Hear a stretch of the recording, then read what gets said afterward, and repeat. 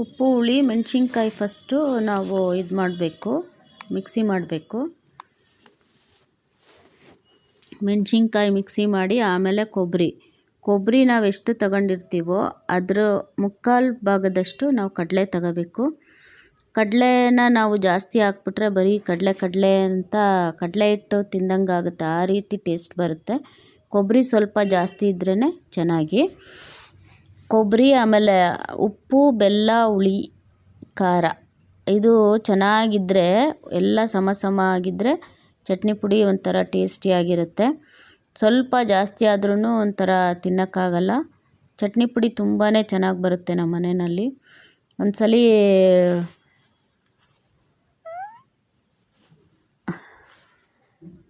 ಒಂದ್ಸಲಿ ಹುಳಿ ಜಾಸ್ತಿ ಆಗಿಬಿಟ್ಟಿತ್ತು ನಮ್ಮ ಮನೆಯಲ್ಲೂ. ಆಮೇಲೆ ಮತ್ತೆ ನಾನು ಅದಕ್ಕೆ ಉಪ್ಪು, ಬೆಲ್ಲ, ಆಮೇಲೆ ಇದು ಖಾರ ಸ್ವಲ್ಪ ಹಾಕ್ಬಿಟ್ಟು ಮಿಕ್ಸಿ ಮಾಡಿ ಹಾಕಿದ್ದೆ, ಚೆನ್ನಾಗಾಯಿತು.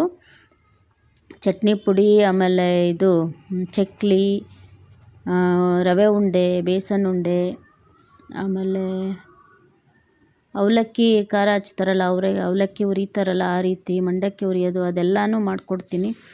ನಮ್ಮ ಕಸಿನ್ಸ್ ತಗೊಳ್ತಿದ್ದಾರೆ ಆಗಲೇ ಆಲ್ರೆಡಿ.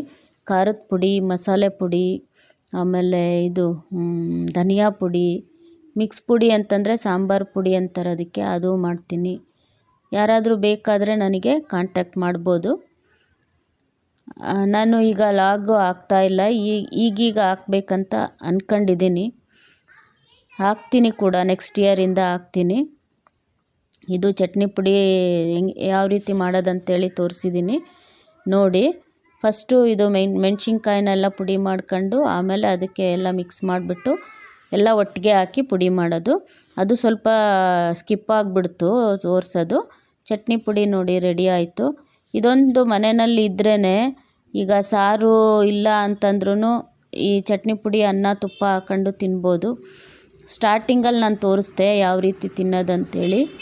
ಅನ್ನಕ್ಕೆ ಸ್ವಲ್ಪ ಬಿಸಿ ಅನ್ನಕ್ಕೆ ತುಪ್ಪ ಹಾಕ್ಬಿಟ್ಟು ಮೇಲೆ ಚಟ್ನಿ ಪುಡಿ ಹಾಕ್ಕೊಂಡು ತಿನ್ನಬೇಕು, ತುಂಬಾ ಚೆನ್ನಾಗಿರುತ್ತೆ.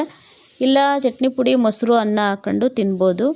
ಆಮೇಲೆ ಚಟ್ನಿ ಪುಡಿಗೆ ಮೊಸರು ಹಾಕ್ಬಿಟ್ಟು ರೊಟ್ಟಿ ತಿನ್ಬೋದು, ಚಪಾತಿ ತಿನ್ಬೋದು.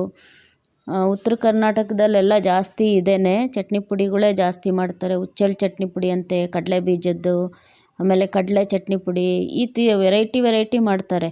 ತುಂಬಾ ಚೆನ್ನಾಗಿರುತ್ತದು. ಸಜ್ಜೆ ರೊಟ್ಟಿ ಜೊತೆ ಅಂತೂ ತುಂಬ ಚೆನ್ನಾಗಿರುತ್ತೆ. ಒಂದ್ಸಲಿ ಮಾಡಿ ನೋಡಿ, ನಾನು ಅಳತೆ ಎಲ್ಲ ಹೇಳಿದ್ದೀನಿ. ಕಮೆಂಟ್ ಬಾಕ್ಸಲ್ಲಿ ಹಾಕಿ ಮಾಡಿ ಯಾವ ರೀತಿ ಟೇಸ್ಟ್ ಬಂದಿದೆ ಅಂತ ಹೇಳಿ. ಆಮೇಲೆ ನಾನು ಇನ್ಮೇಲೆ ಲಾಗ್ ಮಾಡ್ತೀನಿ.